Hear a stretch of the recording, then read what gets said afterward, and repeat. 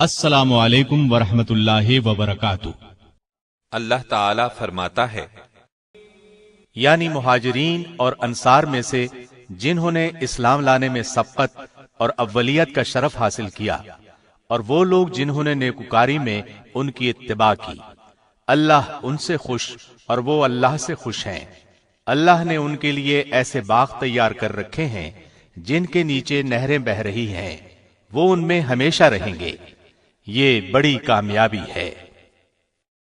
صحابہ کرام کی جماعت میں مہاجرین اور انصار افضل ہیں، پھر انصار پر مہاجرین کو فضیلت حاصل ہے، اور مہاجرین پر عشرہ مبشرہ کو فضیلت حاصل ہے۔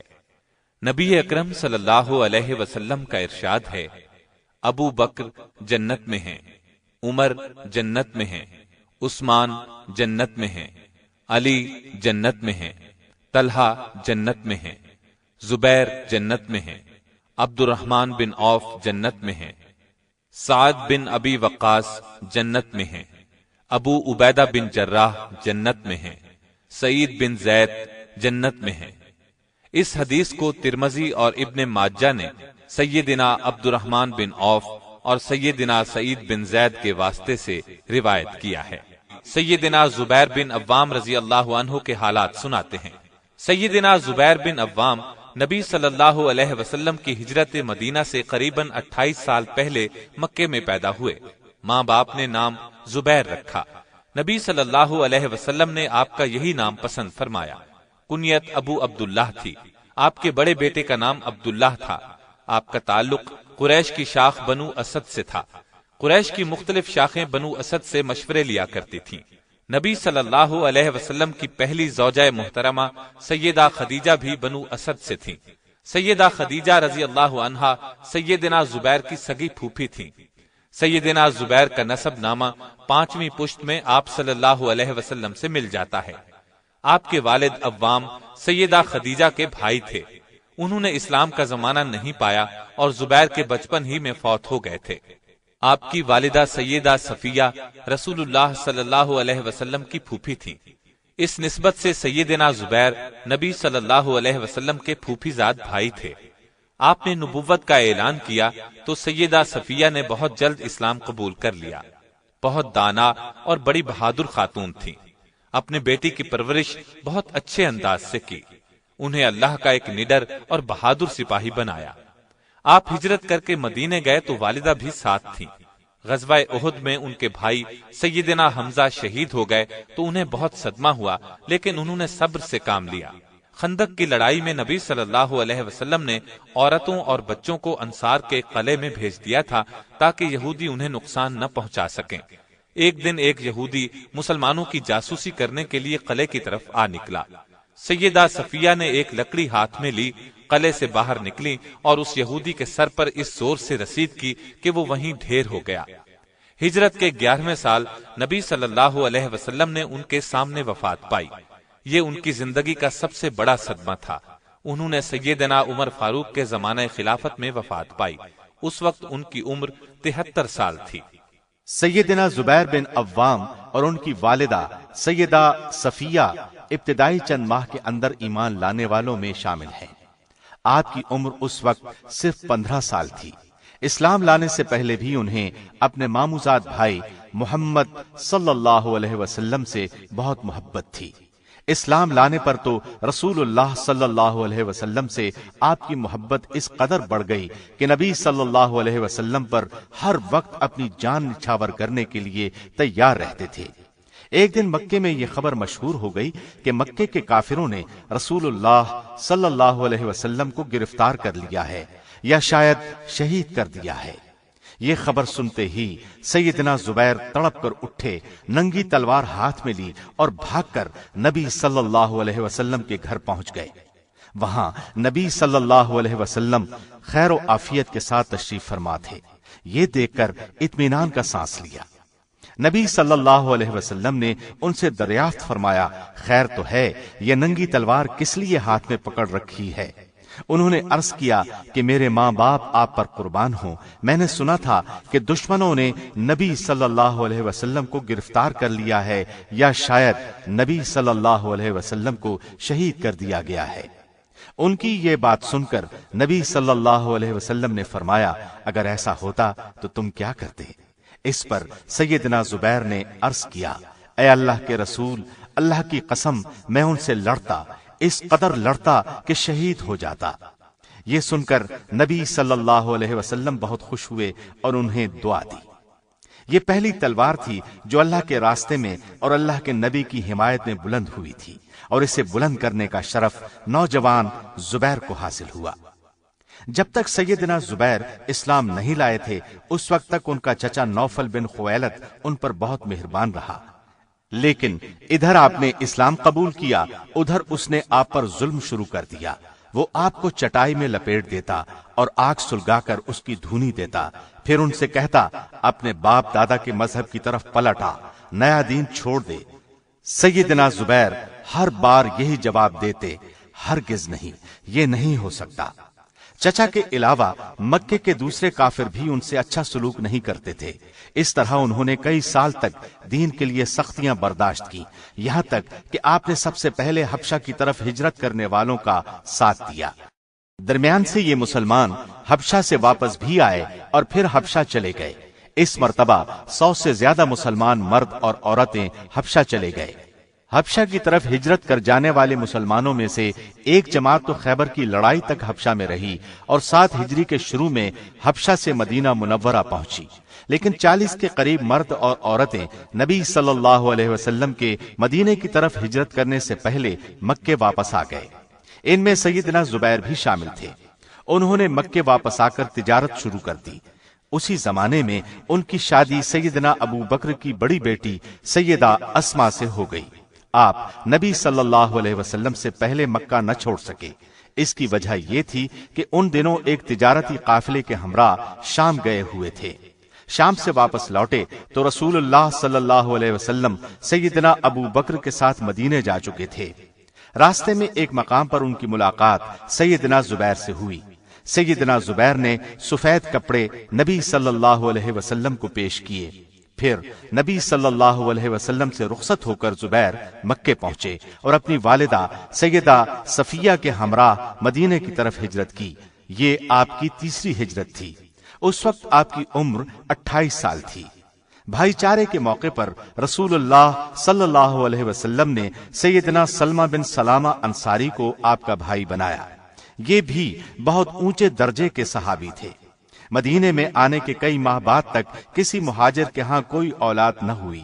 اس پر یہودیوں نے یہ خبر اڑا دی کہ ہم نے مسلمانوں پر جادو کر دیا ہے، اس لیے ان میں سے کسی کے ہاں اولاد نہیں ہو رہی۔ ہجرت کے پہلے سال کے آخر میں اللہ تعالیٰ نے سیدنا زبیر کو ایک چاند سا بیٹا عطا کیا۔ مدینے میں یہ خبر پھیلی تو سب مسلمانوں نے جمع ہو کر خوشی ظاہر کرنے کے لیے تکبیر کے نعرے لگائے۔ مدینے کے پہاڑ ان کے نعروں سے گونج اٹھے۔ یہودیوں کے منہ لٹک گئے۔ سیدہ اسما بچے کو نبی صلی اللہ علیہ وسلم کی خدمت میں لائیں۔ نبی صلی اللہ علیہ وسلم نے ایک کھجور منگوائی، اس کو چبا کر بچے کے منہ میں ڈالی، بچے کے لیے دعا کی۔ اس بچے کا نام عبداللہ رکھا گیا۔ بڑے ہونے پر انہوں نے تاریخ میں بڑا نام پایا۔ سیدنا زبیر شروع سے آخر تک تمام غزوات میں نبی صلی اللہ علیہ وسلم کے ساتھ رہے۔ بدر کی لڑائی پیش آئی، آپ نے اس روز سر پر زرد امامہ باندھ رکھا تھا۔ اس شان سے لڑے کہ جدھر کا رخ کیا دشمن کی صفیں الٹ دی۔ ایسے میں کافروں میں سے ایک بڑے پہلوان نے ایک ٹیلے پر چڑھ کر پکارا، کوئی ہے جو میرے مقابلے میں آئے؟ اس وقت سیدنا زبیر نبی صلی اللہ علیہ وسلم کے نزدیک ہی موجود تھے۔ نبی صلی اللہ علیہ وسلم نے ان سے مخاطب ہو کر فرمایا، اے صفیہ کے بیٹے، اس کافر کے مقابلے پر جاؤ۔ سیدنا زبیر حکم ملتے ہی اس کی طرف جھپٹے۔ ادھر وہ بڑھا، دونوں گتھم گتھا ہو گئے۔ دونوں بڑے طاقتور تھے، ایک دوسرے کو نیچے گرانے کی کوشش کر رہے تھے۔ جلد ہی دونوں ٹیلے سے نیچے گر پڑے۔ اب کافر نیچے تھا، یہ اس کے اوپر۔ بجلی کی سی تیزی سے تلوار اس کی گردن پر ماری۔ کافر اپنے خون میں نہا گیا۔ اس کے جہنم رسید ہونے پر کافروں کی طرف سے ایک اور نامی گرامی بہادر عبیدہ بن سعید آپ کے مقابلے پر آیا۔ اس نے سر سے پیر تک زرہ پہن رکھی تھی۔ صرف اس کی آنکھیں نظر آ رہی تھیں۔ اس کا دعویٰ تھا کہ اس کا مقابلہ کرنے والا اس کے ہاتھ سے بچ نہیں سکتا۔ سیدنا زبیر نے تاک کر برچھی اس کی آنکھ میں ماری، وہ فوراً زمین پر گرا اور تڑپ تڑپ کر مر گیا۔ آپ نے اپنی برچھی کو اس کی لاش پر پاؤں رکھ کر نکالا۔ لڑائی کے بعد نبی صلی اللہ علیہ وسلم نے یہ برچھی سیدنا زبیر سے مانگ لی۔ نبی صلی اللہ علیہ وسلم کے بعد یہ برچھی سیدنا ابو بکر صدیق کے پاس رہی، ان کے بعد سیدنا عمر فاروق اور پھر سیدنا عثمان کے پاس رہی۔ آخر میں یہ آپ کے بیٹے سیدنا عبداللہ کے پاس پہنچ گئی۔ بدر کی لڑائی میں آپ نے جو تلوار استعمال کی وہ بھی برچی کی طرح اہمیت اختیار کر گئی۔ اس تلوار پر چاندی کا کام کیا گیا تھا۔ لڑائی کے دوران میں اس پر دندانے پڑ گئے تھے۔ یہ تلوار زبیر کے خاندان میں مدتوں محفوظ رہی۔ اس لڑائی میں آپ کے کندھے پر گہرا زخم آیا، اس کے ٹھیک ہونے پر وہاں ایک گڑھا سا بن گیا۔ ان کے بیٹے عروہ بچپن میں اس گڑھے میں انگلیاں ڈال کر کھیلا کرتے تھے۔ احد کی لڑائی میں سیدنا زبیر نے کافروں کے ایک نامی بہادر کلاب بن طلحہ کو قتل کیا۔ اس کے بعد دوسرے مسلمانوں سے مل کر ایسی بہادری سے لڑے کہ کافروں کا منہ پھر گیا۔ پھر جب تیر اندازوں کی غلطی سے کافروں نے ایک بار پھر اچانک حملہ کیا تو مسلمانوں کے پاؤں اکھڑ گئے۔ اس وقت جو جانثار جم کر کھڑے رہے ان میں زبیر بن عوام بھی تھے۔ ہجرت کے 5ویں سال خندق کی لڑائی پیش آئی۔ کافروں کا ایک نامی پہلوان خندق عبور کرنے میں کامیاب ہو گیا۔ اس نے مسلمانوں کو للکارا، کسی میں ہمت ہے تو میرے مقابلے پر آئے۔ سیدنا زبیر نے اس کی پکار سنی تو فوراً آگے بڑھے، تلوار کا ایک بھرپور وار اس پر کیا، وہ 2 ٹکڑے ہو کر زمین پر گر پڑا۔ اسی زمانے میں مدینے میں آباد یہودیوں کے ایک قبیلے بنو قریظہ نے غداری پر کمر باندھی۔ اس قبیلے کا مسلمانوں سے معاہدہ تھا کہ مدینے پر کسی دشمن نے حملہ کیا تو وہ مسلمانوں کے ساتھ مل کر اس کا مقابلہ کریں گے، لیکن جب دشمنوں نے حملہ کیا تو بنو قریظہ ان کے ساتھ مل گئے۔ نبی صلی اللہ علیہ وسلم کو ان کی غداری کی اطلاعات ملی تو انہوں نے فرمایا، بنو قریظہ کے ارادوں کے بارے میں کون صحیح خبر لائے گا؟ نبی صلی اللہ علیہ وسلم نے یہ سوال 3 بار پوچھا۔ ہر بار سیدنا زبیر نے اٹھ کر پرجوش انداز میں کہا، اے اللہ کے رسول، میں جاتا ہوں۔ اس وقت بنو قریظہ شرارت پر تلے ہوئے تھے۔ ان کے محلے میں جا کر ان کی ٹوہ لینا بہت خطرناک تھا۔ اس کام میں جان جانے کا خطرہ تھا، لیکن سیدنا زبیر نے جس جوش اور جذبے کے ساتھ خود کو پیش کیا، اس سے نبی صلی اللہ علیہ وسلم بہت خوش ہوئے اور انہوں نے فرمایا، ہر نبی کا ایک حواری ہوتا ہے، میرا حواری زبیر ہے۔ اس کے بعد سیدنا زبیر گھوڑے پر بیٹھ کر 2 یا 3 بار بنو قریظہ کی طرف گئے اور ان کے بارے میں کافی معلومات حاصل کر کے آپ صلی اللہ علیہ وسلم کو پہنچائیں۔ اس پر نبی صلی اللہ علیہ وسلم نے فرمایا، میرے ماں باپ تجھ پر قربان ہوں۔ اہل سیر کا بیان ہے کہ نبی صلی اللہ علیہ وسلم نے یہ الفاظ سیدنا زبیر بن عوام اور سیدنا سعد بن ابی وقاص کے سوا کسی اور کے لیے نہیں کہے۔ چنانچہ نبی صلی اللہ علیہ وسلم نے بنو قریظہ کو سزا دینے کا ارادہ فرمایا۔ اپنے جانثاروں کو ساتھ لے کر ان کا محاصرہ کیا۔ 15 دن کے محاصرے کے بعد انہوں نے ہتھیار ڈال دیے۔ ان میں سے لڑنے والے مردوں کو قتل کرایا گیا۔ جن یہودیوں کو موت کی سزا سنائی گئی ان یہودیوں کو حضرت علی اور سیدنا زبیر نے قتل کیا۔ ہجرت کے 6 سال صلح حدیبیہ ہوئی۔ اس سے پہلے بیعت رضوان ہوئی۔ 1400 صحابہ نے نبی صلی اللہ علیہ وسلم کے ہاتھ پر بیعت کی کہ عثمان کے خون کا بدلہ لیں گے۔ سیدنا زبیر بھی اس بیعت میں شریک ہوئے۔ بیعت رضوان کے بعد آپ خیبر کی لڑائی میں بھی شریک ہوئے۔ یہ لڑائی ہجرت کے 7ویں سال ہوئی۔ اس لڑائی میں مدینے سے کچھ نیک بیبیاں بھی اس خیال سے آ گئی تھیں کہ مجاہدین کے لیے کھانا پکائیں گی، زخمیوں کی مرہم پٹی کریں گی۔ ان میں سیدنا زبیر کی والدہ سیدہ صفیہ بھی شامل تھیں۔ خیبر کا معرکہ شروع ہوا۔ سب سے آخر میں قموس کے قلعے پر حملہ کیا گیا۔ اس قلعے کا حاکم مرہب تھا۔ وہ یہودیوں کا نامی گرامی بہادر تھا۔ وہ جوشیلے اشعار پڑھتا ہوا قلعے سے نکلا۔ سیدنا علی رضی اللہ عنہ اس کے مقابلے پر آئے۔ انہوں نے آنن فانن اس سے موت کے گھاٹ اتار دیا۔ اب اس کا بھائی غضبناک ہو کر میدان میں نکلا۔ اس کا نام یاسر تھا۔ اس کا ڈیل ڈول بہت زیادہ تھا۔ اس کا مقابلہ کرنے کے لیے ادھر سے سیدنا زبیر نکلے۔ یہ یاسر کے مقابلے میں بہت کمزور نظر آئے۔ آپ کی والدہ صفیہ یہ فرق محسوس کر کے پریشان ہو گئیں اور بولیں، اے اللہ کے رسول صلی اللہ علیہ وسلم، آج میرے جگر کا ٹکڑا مارا جائے گا۔ اس پر نبی صلی اللہ علیہ وسلم نے فرمایا، نہیں، انشاءاللہ وہ دشمن کو مار ڈالے گا۔ چنانچہ تھوڑی دیر کی لڑائی کے بعد سیدنا زبیر نے یاسر کو قتل کر دیا۔ اس کے بعد قلعے پر مسلمانوں کا قبضہ ہو گیا۔ فتح مکہ کے موقع پر نبی صلی اللہ علیہ وسلم نے سیدنا زبیر کو ایک دستے کا علم بردار بنایا اور اپنا خاص جھنڈا انہیں عنایت فرمایا۔ مکے میں داخلے کے وقت یہ جھنڈا اٹھائے ہوئے تھے۔ مکے کی فتح کے بعد جب ہر طرف امن ہو گیا تو سیدنا زبیر اور سیدنا مقداد اپنے اپنے گھوڑوں پر سوار نبی صلی اللہ علیہ وسلم کی خدمت میں حاضر ہوئے۔ اس موقع پر انہیں یہ عزت ملی کہ نبی صلی اللہ علیہ وسلم نے اٹھ کر ان کے چہروں سے گرد صاف کی۔ حنین کی لڑائی میں بھی آپ شریک ہوئے اور نہایت بہادری سے لڑے۔ ایک موقع پر بہت سے کافر اچانک چٹان کے پیچھے سے نکل کر ان پر ٹوٹ پڑے۔ آپ نے تنے تنہا ان سے مردانہ وار مقابلہ کیا اور جلد ہی انہیں بھاگنے پر مجبور کر دیا۔ حنین کے بعد نبی صلی اللہ علیہ وسلم نے طائف کا محاصرہ کر لیا۔ یہ محاصرہ تقریباً 3 ماہ جاری رہا۔ سیدنا زبیر برابر اس دوران میں نبی صلی اللہ علیہ وسلم کے ساتھ رہے۔ تبوک کی مہم میں بھی آپ ساتھ تھے۔ ہجرت کے 10ویں سال آپ حج کے لیے مکے تشریف لے گئے۔ سیدنا زبیر سمیت 1 لاکھ سے زائد مسلمان آپ کے ساتھ تھے۔ اس حج کے جلد ہی بعد آپ اس دنیا سے رخصت ہو گئے۔ آپ کے بچھڑنے کا غم سیدنا زبیر کو بھی دوسرے صحابہ کی طرح بہت زیادہ ہوا۔ یہ ان کی زندگی کا سب سے بڑا صدمہ تھا۔ اس کے بعد دنیا کے کاموں میں ان کی دلچسپی بہت کم ہو گئی۔ ابو بکر صدیق کی خلافت کا زمانہ آپ نے خاموشی سے گھر بیٹھ کر گزارا۔ پھر سیدنا عمر فاروق کی خلافت میں ان سے اجازت لے کر اپنے بڑے بیٹے عبداللہ کے ساتھ شام کے محاذ پر چلے گئے۔ اسلامی لشکر میں شامل ہو کر جہاد کرتے رہے۔ رومیوں کے خلاف سب سے بڑی لڑائی یرموک کی تھی۔ اس جنگ میں رومی عیسائیوں کی تعداد قریباً 3 لاکھ تھی، جبکہ مسلمان قریباً 40,000 تھے۔ مقابلہ سخت تھا۔ اس جنگ میں سیدنا زبیر نے شاندار کارنامے انجام دیے۔ لڑائی کے دوران ایک موقع پر کچھ ساتھیوں نے کہا، اے ابو عبداللہ، اگر آپ دشمنوں کی صفیں توڑ کر ان کے درمیان سے آگے نکل جائیں تو ہم بھی آپ کا ساتھ دیں گے۔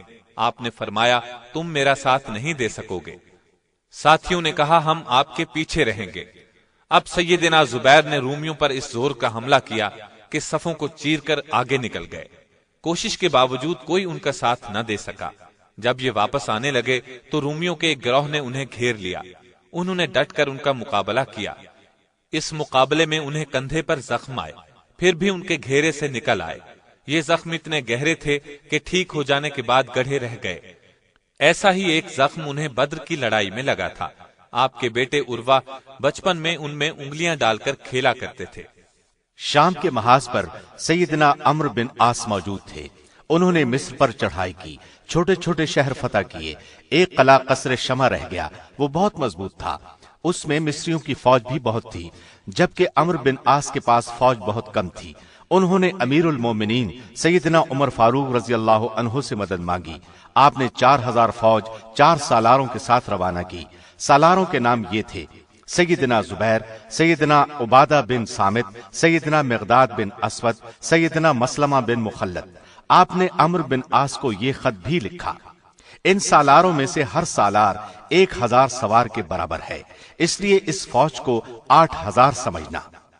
جب یہ فوج عمرو بن عاص کے پاس پہنچی تو انہوں نے سیدنا زبیر کو سپہ سالار بنا لیا، کیونکہ وہ دینی مرتبے کے لحاظ سے سب سے بڑے تھے اور جنگ کے میدان میں بھی اپنا لوہا کئی بار منوا چکے تھے۔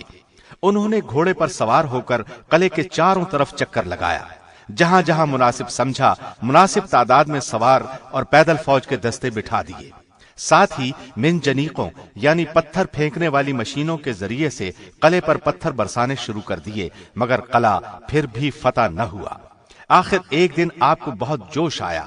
آپ نے بلند آواز میں کہا، آج میں مسلمانوں پر اپنی جان قربان کرتا ہوں۔ یہ کہہ کر ننگی تلوار ہاتھ میں لی اور سیڑھی لگا کر فصیل پر چڑھ گئے۔ چند اور مجاہدین نے بھی ان کا ساتھ دیا۔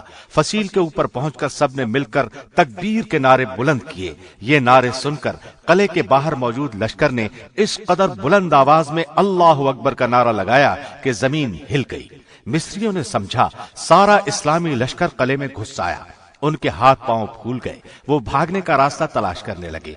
इतने में सैयदना जुबैर ने फसील से नीचे उतरकर कले का दरवाजा खोल दिया।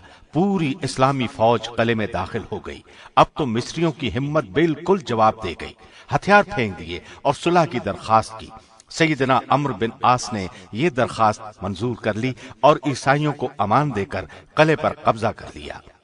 बाद में इस कले के करीब एक बड़ा शहर आबाद किया, वो फुस्तात के नाम से मशहूर हुआ। इसके बाद इस्कंदरिया फतह हुआ, इसमें भी सैयदना जुबैर ने हिस्सा लिया। 27 जिलहज को सैयदना उमर पर कातिलाना हमला हुआ। जब आपको अपने बचने की उम्मीद न रही तो आपने अपने बाद बनने वाले खलीफा के बारे में ये वसीयत फरमाई, मैं Ali, Usman, Talha, Zubair, Abdurrahman bin of और सैयदना साद बिन अबी वक्कास रजी अल्लाह अन्हुम से बढ़कर खिलाफत का किसी को हकदार नहीं समझता। रसूलुल्लाह अपनी वफात तक उनसे खुश रहे। इनमें से किसी एक को खलीफा चुन लिया जाए और उसकी बात सुनी जाए, इताअत की जाए। इनमें से सैयदना जुबैर ने अपनी खिलाफत का हक छोड़ दिया और फरमाया, मैं ये हक अली के लिए छोड़ता हूँ। इस तरह सैयदना तलहा ने अपना हक उस्मान के लिए छोड़ दिया। सैयदना साद बिन अबी वक्कास ने अपना हक सैयदना अब्दुर्रहमान बिन औफ के लिए छोड़ दिया। गोया अब खिलाफत के लिए ये 3 सहाबा रह गए, उस्मान, अली और अब्दुर्रहमान बिन औफ। इनमें से भी सैयदना अब्दुर्रहमान बिन औफ ने अपना हक वापस ले लिया। ये कहा कि खिलाफत के लिए मेरे नाम को ज़ेरे गौर न रखा जाए। अली और उस्मान में से किसी एक को खलीफा चुन लिया जाए।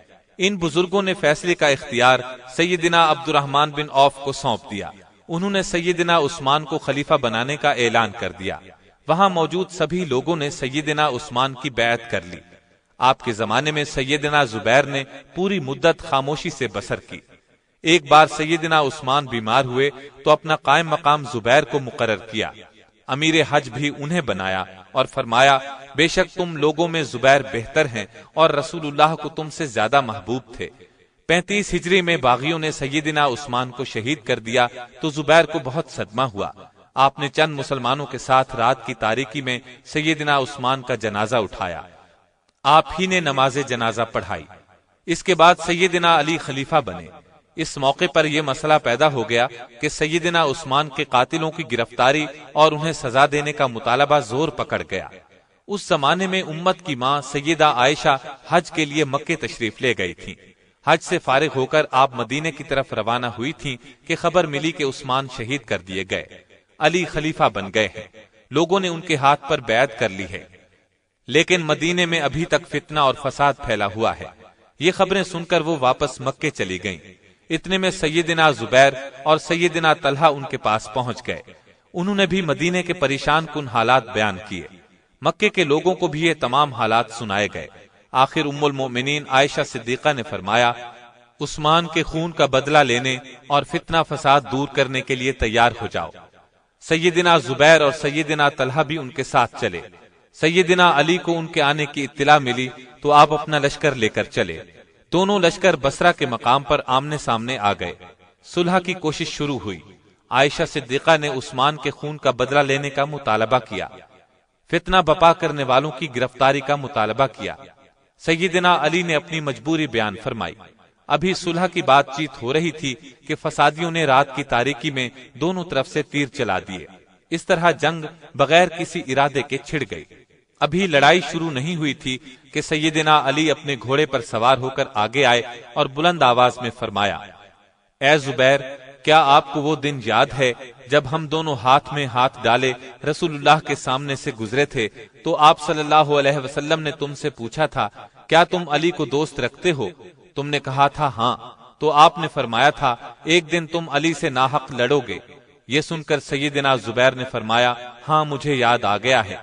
सैयदना अली इतना फरमाकर लश्कर में वापस चले गए, लेकिन जुबैर रजी अल्लाह अन्हु में फौरी तौर पर तब्दीली आ गई। उसी वक्त लड़ाई का मैदान छोड़कर शहर बसरा की तरफ चल दिए। उनका ख्याल था बसरा से अपना सामान लेकर वापस मदीने चले जाएं। एक शरीर शख्स अम्र बिन जरमूज मैदान जंग में आपका ताकुब कर रहा था। रास्ते में एक जगह जब आप नमाज पढ़ने लगे, उस शख्स ने ऐसे में तलवार का वार किया और आपको शहीद कर दिया। इन्ना लिल्लाहि व इन्ना इलैहि राजिऊन। اس جگہ کا نام وادی سبا تھا، وہیں انہیں دفن کیا گیا۔ ابن جرموز کا خیال تھا کہ آپ کی شہادت کی خبر سن کر حضرت علی خوش ہوں گے، چنانچہ وہ زبیر شہید کی تلوار اور زرہ وغیرہ لے کر آپ کی خدمت میں حاضر ہوا اور آپ کو بتایا کہ اس نے زبیر کو قتل کر دیا ہے۔ یہ سن کر حضرت علی کو بہت صدمہ ہوا اور ابن جرموز کو بد دعا دی۔ حضرت زبیر مالدار تھے لیکن سادہ زندگی گزاری، کئی شادیاں کی، شہادت کے وقت 9 لڑکے اور 9 لڑکیاں تھیں۔ ان میں سے عبداللہ بن زبیر نے بہت شہرت پائی، اللہ سے بہت ڈرنے والے تھے، اخلاق حد درجے پاکیزہ تھا، دیانت اور امانت میں مشہور تھے، غضب کے بہادر تھے، شجاعت میں اپنا لوہا منوایا، بہت اچھے شاہ سوار تھے، سخاوت میں بھی کسی سے کم نہیں تھے، اپنی ضرورت پر دوسروں کو ترجیح دیتے تھے، اپنا زیادہ وقت رسول اللہ کی خدمت میں گزارتے تھے۔ سیدنا زبیر کو حضور صلی اللہ علیہ وسلم سے حد درجے محبت تھی، نبی صلی اللہ علیہ وسلم بھی آپ سے محبت کرتے تھے۔ سیدنا زبیر کو بھی دنیا ہی میں جنت کی خوشخبری نبوت کی زبان مبارک سے ملی۔ اللہ کی آپ پر ہزار ہا رحمتیں ہوں۔